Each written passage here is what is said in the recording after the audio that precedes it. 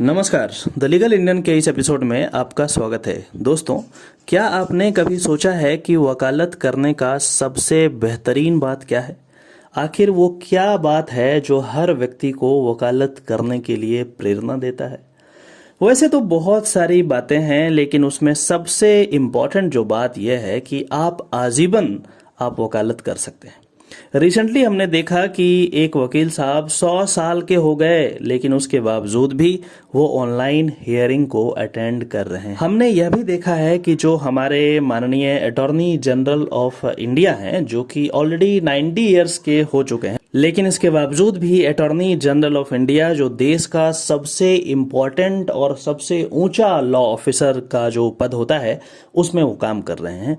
और अभी रिसेंटली हमने देखा था कि जब उनका टेन्योर पूरा हो गया तो माननीय राष्ट्रपति ने उनसे रिक्वेस्ट किया कि 1 साल और कर लें। उनको काम करने की इच्छा नहीं थी, लेकिन फिर भी वो माननीय राष्ट्रपति महोदय के बातों को ठुकरा नहीं सके और उन्होंने कहा कि चलो ठीक है, हम 1 साल और कर लेते हैं।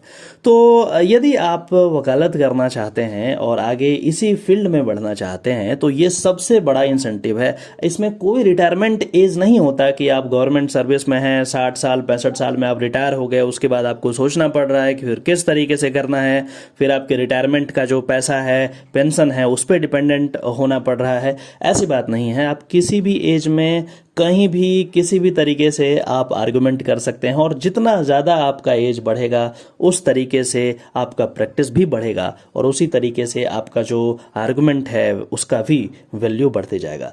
तो मुझे लगता है कि ये एक बहुत बड़ा इंसेंटिव है। तो आज के लिए इतना ही। यदि आप चाहते हैं कि आपके पास ऑथेंटिक लीगल जानकारी पहुंचता रहे तो इसी तरीके से हमारे चैनल को सब्सक्राइब कर लें और बेल बटन भी दबा दें ताकि टाइम टू टाइम हमारा नोटिफिकेशन आपके पास पहुंचता रहे। और हमें कमेंट करके आप यह भी बताएं कि इसके अलावा कौन सा इंसेंटिव ऐसा है जो कि बहुत महत्वपूर्ण है और आपको वकील बनने की प्रेरणा देता है। आप ज़रूर कमेंट करें, हम आपके कमेंट का इंतजार करेंगे।